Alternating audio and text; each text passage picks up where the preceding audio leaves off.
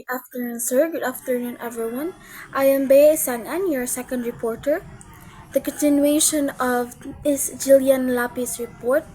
So now I'm going to tackle about the characteristics of global corporations. So multinational operations. Global corporations establish offices, factories, and distribution centers in multiple countries to expand their reach. So, a global corporation or a multinational corporation is a company that operates in multiple countries around the world. These companies, like Coca Cola, have a presence in many places, whether through offices, factories, or stores, allowing them to sell their products or services to different countries.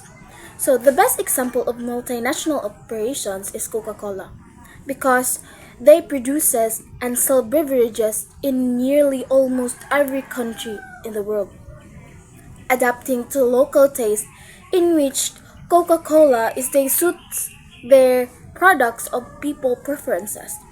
For instance, Coca-Cola offers in Japan unique flavors such as green tea, plum tea, and more unique flavor. While in India, Coca-Cola adjusts the sweetness of products based on the consumer preferences. So again, multinational operation is when a company runs its business in several countries. So that is multinational operations. So next, global supply chain. These companies rely on supplier and manufacturing facilities in different countries to produce goods efficiently. So global supply chain are network or businesses that work together across different countries to produce and sell products worldwide. So the best example of global supply chain is Apple or iPhone. So the company designs its product is in the United States, but its parts are made in various countries, like in China. The iPhone assemble, and in Japan, supply key parts such as camera and display panel. So iPhone relies on different countries, in which this is the best example of global supply chains. Because after everything is put together, the finished product are shipped to stores and customers all over the world. Because Apple relies on this global chain to get the best materials at the best prices and to keep its product cost low. Now let's proceed to cultural and economic influence. Global corporations shape consumer behavior, business practices, and local economies. So example of cultural and economic influence is Netflix has influenced global entertainment trends by providing diverse international content. So when we say cultural economic influence, it refers to the way of cultural factors like values, tradition, and social norms impact economic behavior and decision making within a society. So, for example, understanding of consumer behavior. Think about how cultural background shape what we buy. For example, in some cultures, sharing food during celebration is important, leading to higher demands for catering services during festival is a contrast. Cultures that value individualism might lean toward personal products that highlight self-expression. So this difference in consumer behavior affects what business choose to offer and how they market their product. So just like the example is Netflix, because in Netflix, the video or the movies here is more on Western video, in which they influence people to watch the movie. Let's proceed to role of global cooperation in the economy. So first is job creation and economic growth. These corporations provide employment worldwide, boosting local economies. Example, Toyota's factories in the US, Japan, and other countries employ thousands of workers. So, job creations and economic growth are closely linked concepts that play a vital role in improving people's lives and communities. Because, for example, here is Toyota, such as big companies help create jobs and grows the economy by hiring workers in different countries. So, for example, is Toyota has factories in the US and Japan and other places. By providing jobs to thousands of people, this helps local communities by giving a people steady income, improving their skills, and supporting other businesses that supply parts and services. So that that is why job creation is important to remember. That the benefits of job creations and economic growth should be inclusive. Effort should be made to ensure that all community members have equal access to these opportunities.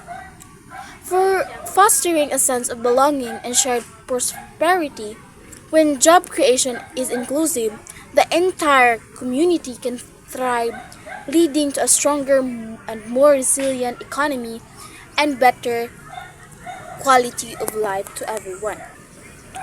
So job creation is really important, especially to a people who don't have jobs.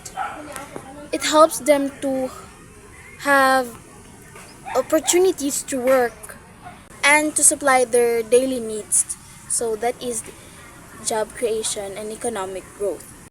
Next is influence on international trade and investment. They drive foreign direct investment or FDI and shape trade policies. Example, Tesla invests in battery factories in different countries to support global expansion. So when we say international trade and investment, it plays a crucial role in connecting economies around the globe, allowing countries to share resources, products, and services. Because when nations engage in trade, they can access goods that may not be available domestically or that can be produced more efficiently elsewhere.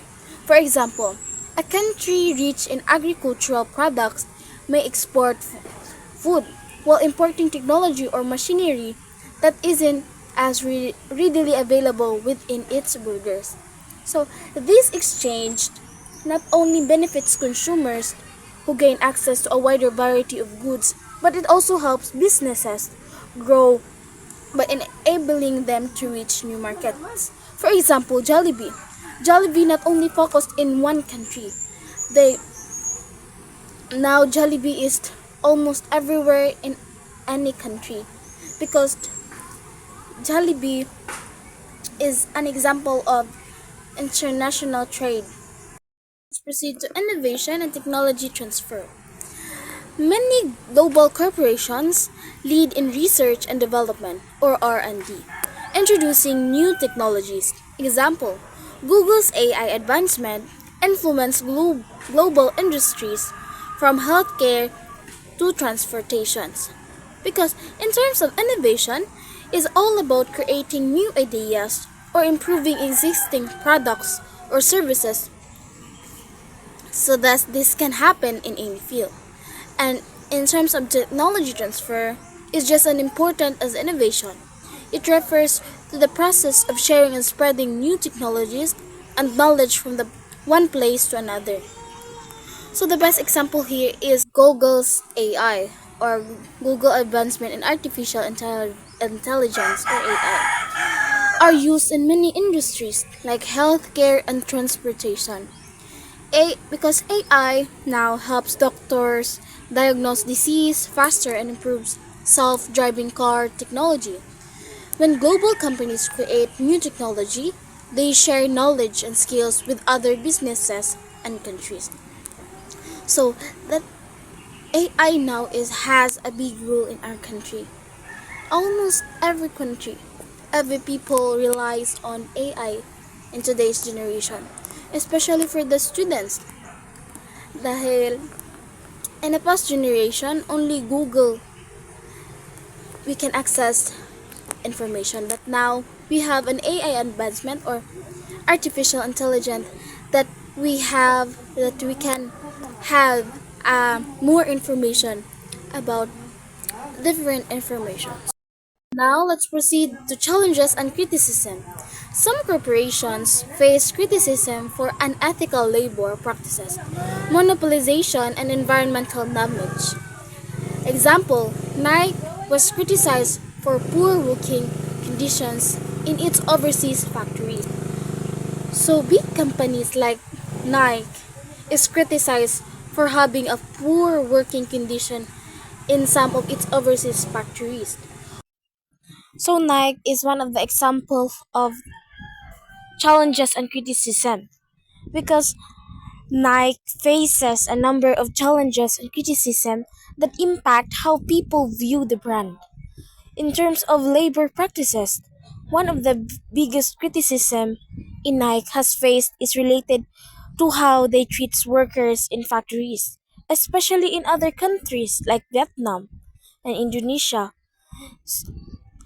Many people have raised concern about low wages and long hours and poor working conditions. Many have sent reports have come out about workings for not being enough paid to live comfortably. So, marami talaga ang nagkikriticize sa Nike dahil sa kanilang mahabang oras na pagtatrabaho.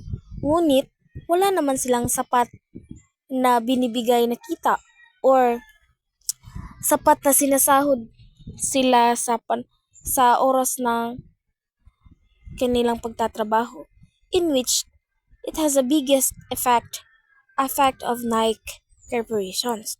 Now let's proceed to global corporations and governance. First is relationship with national governments. These corporations negotiate with government on taxation regulation and trade policies. Example, Amazon worked with different governments on tax incentives for establishing new warehouse.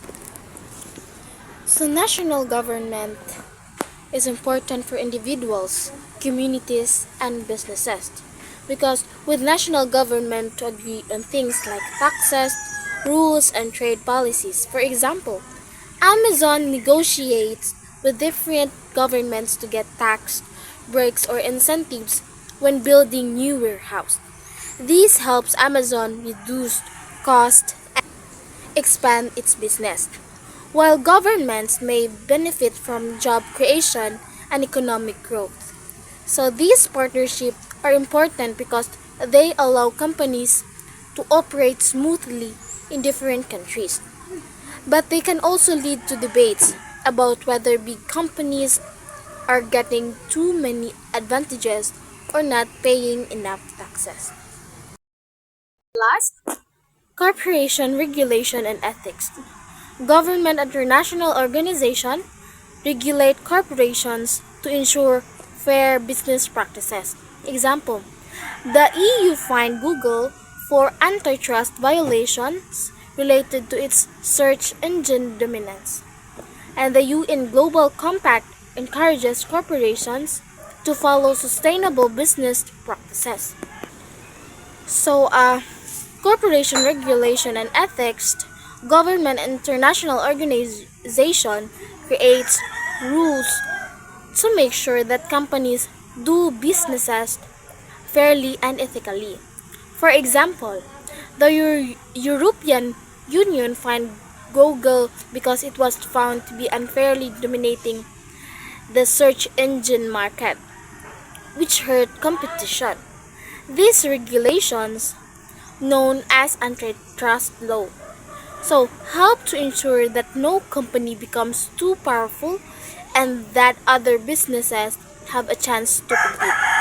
So, the United Nations also encourages companies to follow sustainable practices, meaning they should be responsible for the environment, treat workers fairly, and avoid harming society. So, these rules helps protect people and the planet while making sure business operate in fair way. So that is corporate regulation and ethics. And that's all. Thank you.